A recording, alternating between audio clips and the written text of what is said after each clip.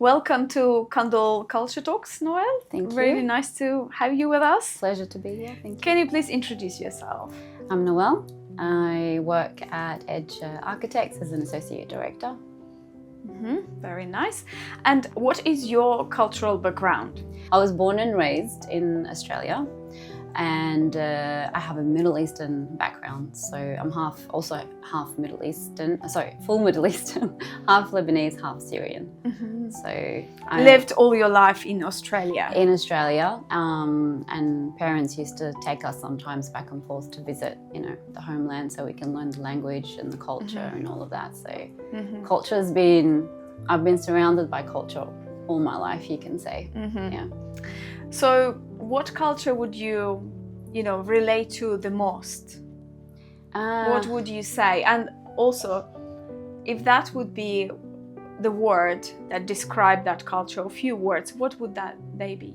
I feel like I'm a blend of all of the cultures. It would be hard to say I'm just this or that. I feel I am Australian, obviously, because I was born there, I went to school there, I have friends there, I've integrated there, so I went to university there, worked there as well, so it's home, right? But as well, I've got a second home, which is within my home, which is that background that I have, that heritage that I've got, that is also within me, no matter how much you try sometimes to maybe shy away from it or move away from it. If I did that in my, when I was young, it always caught up to me, and it was my curiosity really that kind of led me to try and experience it a little bit. So did you have a very multicultural people around you growing up in Australia, or no? Yeah, where I come from, Melbourne, is quite multicultural. So we had ethnicities from all over. So Australia in general is very multicultural. It's got the Arabic ethnicities that have moved there. You've got the Europeans as well. So it's a whole mix. So it's been around me ever since I was young. Interesting. So how would you describe Australian culture or mix of cultures in Australia? Well, I'm going to be specific to my city, which is Melbourne. It's quite diverse. It's vibrant. It's a mix of it's colourful. It's a mix of a whole. It's different people mixed all together, and I always say Aussified. We've all become, Australian. So when I felt the cultures more is actually when I moved here. I felt this is one of the hardest things about coming here to the country, and one of the biggest challenges, but it's also been the most rewarding as well, because you've got all these nationalities, expats coming from all different countries working under one roof. And that's when I experienced culture the most, to be honest with you, because I've always, I've always dealt with it back home, but it was more on a personal level rather than, you go to school and you deal with it, or you go to uni and you deal with it. But it was more like, I'm dealing with it at home, or, personal. But here you actually deal with it at work, because you've got all these different nationalities, different people. And managing people is actually the hardest part of the role. The hard. It's most rewarding, but it's also quite hard. So you really have to take a step back. You've got to, reassess who are you working with, what kind of nationalities, how do they respond, how do they communicate. I think communication is key when it comes to work. To different workplace. Cultures. Yeah. Well, interesting. So you touched on team and coming here. So I know that you lead the team and in your architecture practice. So are they from different cultural backgrounds, and what is your style of leadership?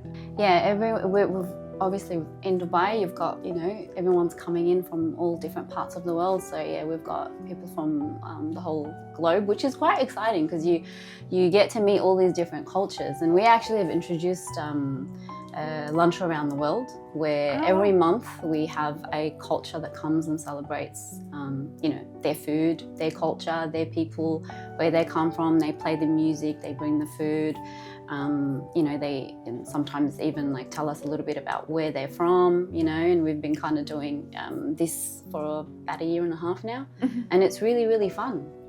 Sounds like a fantastic because you initiative. get together socially at work.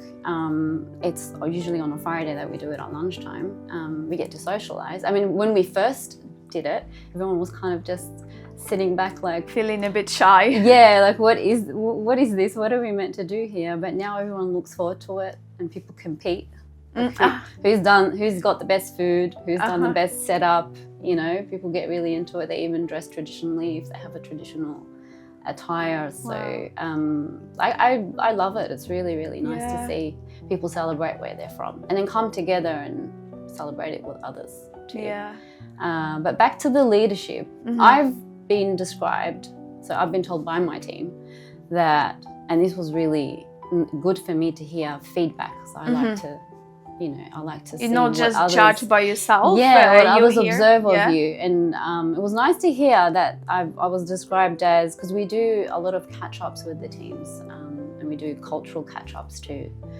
We do workshops outside of the office to see, we get the senior staff together and we get the staff together in different workshops, and that usually happens like at the end of every year to get them out of their day-to-day and to also listen to what they say and what they have to say, you know, in all aspects of the business. And I think that's important because that gives them the ability to have a say. You know, they're not just coming in and then they're not just sitting at the desk and then leaving. It gives them that sense of ownership.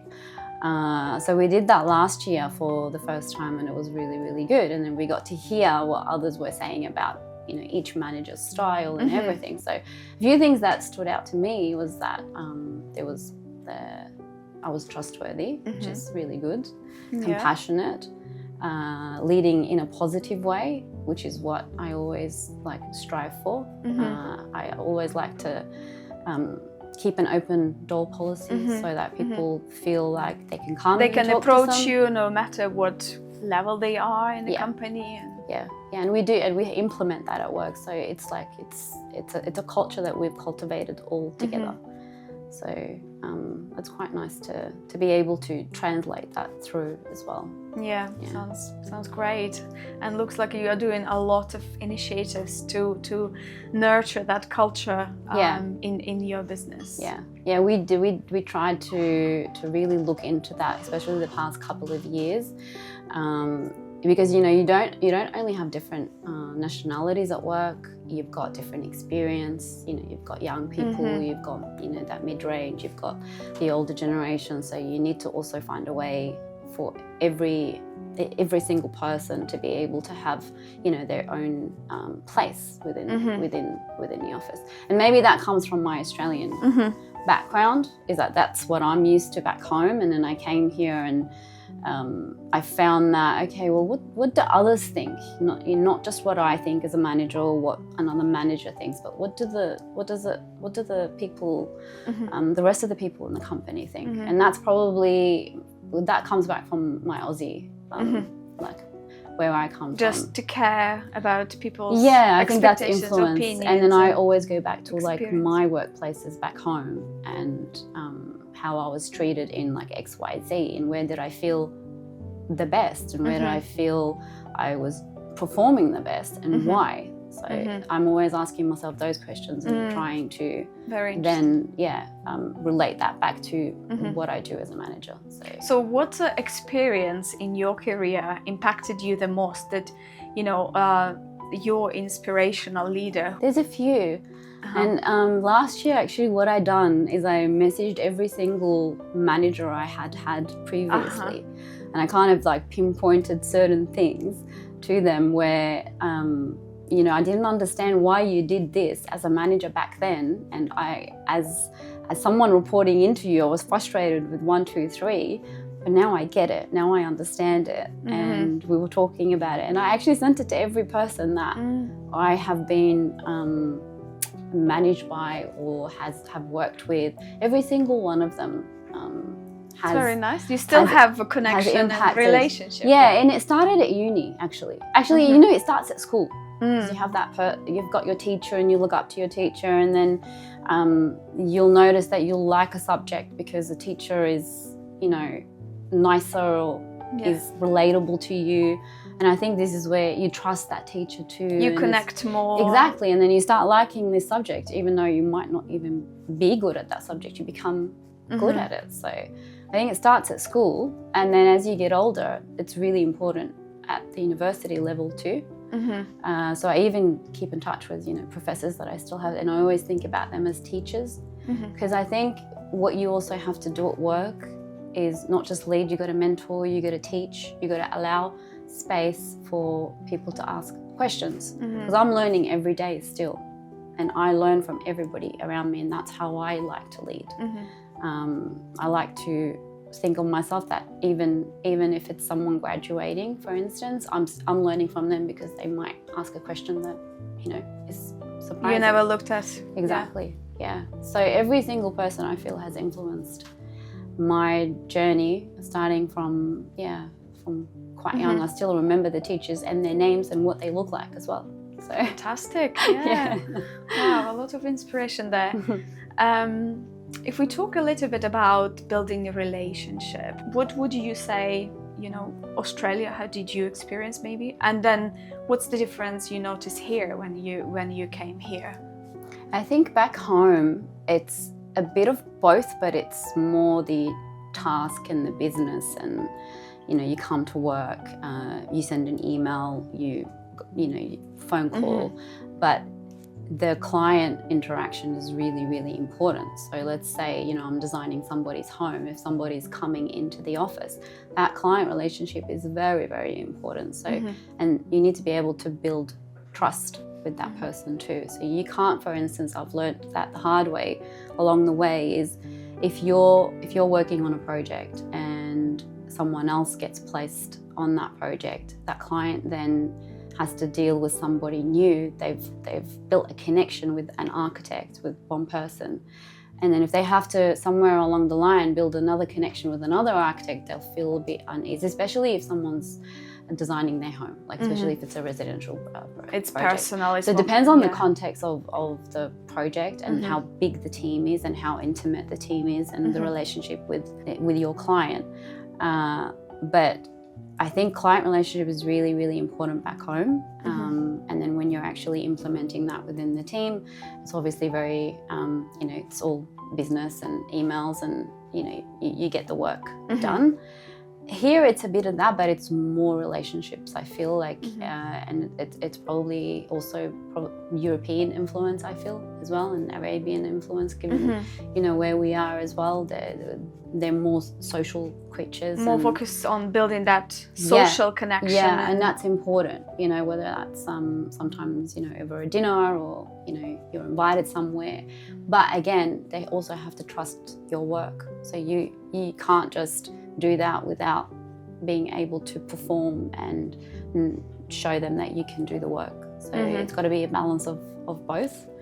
They're both very important, but to me it's trust. That the client has to trust you, the team has to trust you. It's just whoever you're working with really has to trust you, and that usually I feel is better with a face-to-face conversation or a coffee catch-up or whatever it is. But the relationship, human aspect of it is important, whether you're doing that or that. So, Noelle, one more question I want to ask you. What advice would you give to a leader who is leading the global multicultural team? Yeah, it's a really good question. I like it. I think you have to sit back as a leader sometimes, not take up all the air and the space in the room. Sit back and listen, observe, listen to the other person, listen to the team. You need to be able to understand each member of your team. Who are they? Where do they come from? What drives them? Because different things drive different people. Sometimes people are driven by ambition, others are driven by family. So you need to be able to really find what drives them. What do they want in their career, and are you giving that to them? So as a career plan and a career path, it has to align with who they are as well. Another thing is when you're leading people, you have to know your values and the company's values. If it's your company, you've got to know what the values are of that company. And people have to align with those values too. So you've got to find a way to bring in people, talent that will understand what you're trying to communicate with your brand and your values. It has to come, they have to be on par. Otherwise, it will be disconnected. And you'll find that some people will probably leave certain, companies, or might leave you along the way, maybe because they're not aligning with a few things, and that's all right. You'll attract the talent that will be able to align with you. So it would be definitely sit back, observe, listen, lead with intuition, and understand, what your team needs. A lot of the time, leaders are there's a lot on their mind. And there's a lot of KPIs, and there's, if they're there's a lot of hats, multiple hats that they're wearing throughout the day. They've got their business hat, their marketing hat, their project hat, everything, and it can be very, very overwhelming. So you need that team around you to be able to, perform in a certain way, but you also need them to realign with your values, and you need to understand what it is that they want. So it's like a balance of the two together. Fantastic. Thank you so much, Noelle. It's been really, really interesting to hear Thanks your stories and sharing with us. And Thank you. see you next time. Thank you. Thanks for reminding me.